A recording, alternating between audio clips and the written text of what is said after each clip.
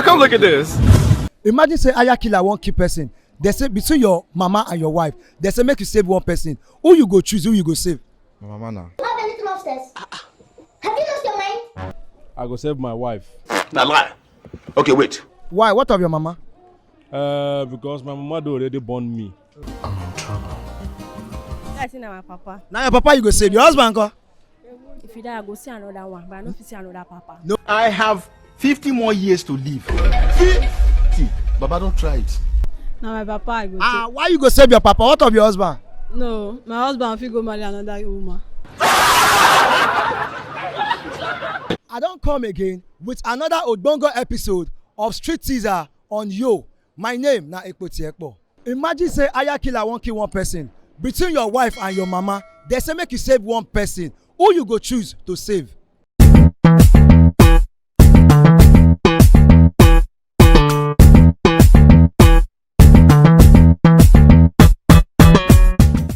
Hey, y'all, come look at this. Imagine say aya killer one key person.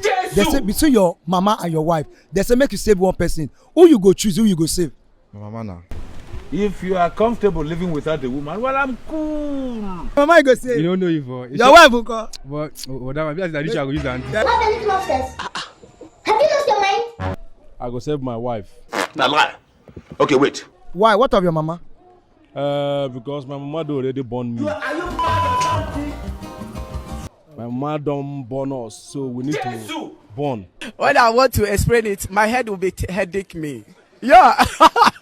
My mama now. What of your wife? Forget that one now. My mama will carry me for 9 months. Say one day man I come dey cap you. What? I think my mother first now. You take your mother first. Are you sure? What about your wife? My wife will just go shower. I will take my mother because she's the one that gave birth to me. You are a madman. You are a madman. You are a. Now my wife, I beg. You like what they call quarantina. That is double quarantination. Now your wife you go save. Because my mama don't see in life well.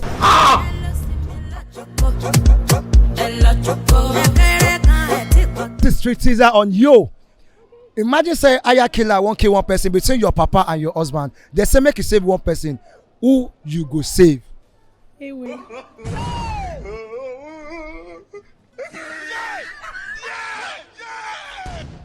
I go save my papa. Why your papa? What of your husband? I go save my papa. I prefer my dad to my husband. You dey Chris. Come again. You dey Chris. I know say you dey think well. I dey think calm. You perceive it. You smell bush. I think my papa. Now your papa you go save. Your husband go? If you die, I go see another one, but I don't see another papa. No. I have 50 more years to live. 50. Baba, don't try it. I will choose my papa. So you kill your husband. Two of them they are important to me, but I cherish my father. All right, this is Street Teaser on Yo. Imagine say aya killer won't kill one person between your papa and your husband. They say make you save one person. Who you go choose to save? My papa. Why your papa? What of your husband now? My papa don't suffer for me before my husband come into the picture.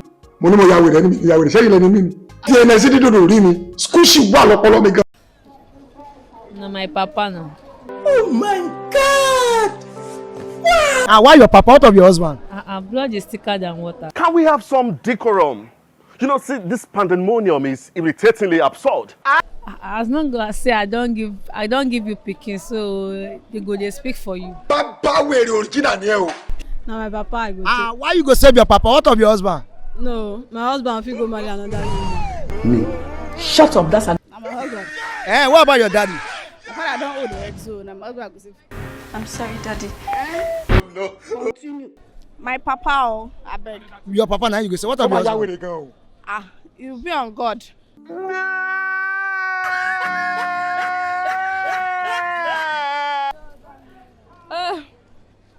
I'll save my husband. My papa. Why? What of your husband? You not go save your husband.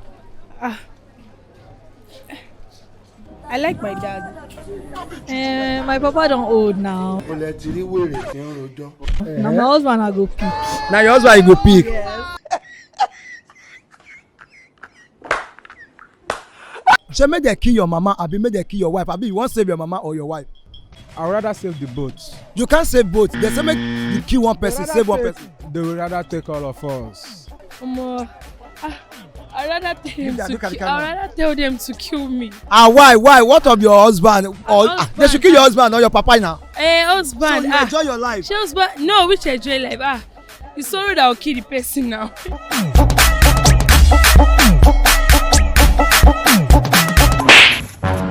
Are you playing? What type of playing is this? Abeg, what's your best ringtone sex?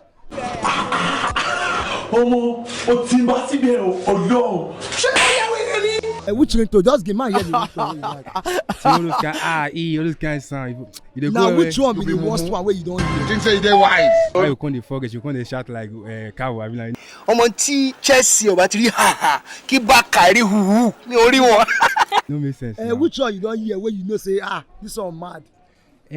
For me, you know say this is now. I'm not too spoiled like that too, but. Because my mom call me.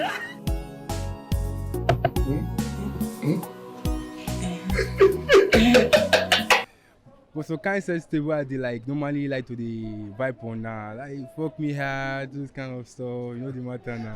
I want to taste her virginity to me. As you are looking at me, my wife took me as a virgin. Abeg, which sex ringtone you don't hear where you like well for woman? Abeg, man hear the sound. Oh shh.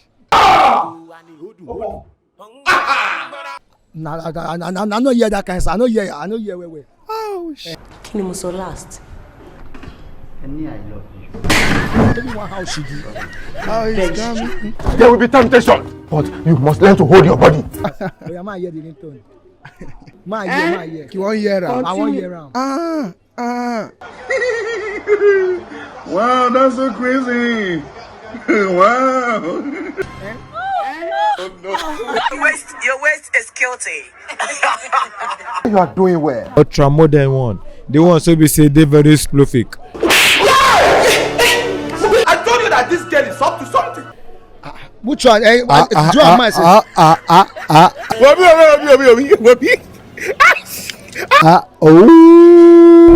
you a man? What does it look like? Obviously. That means you know they make noise. It's guys like you that are allowing men like us to be alive.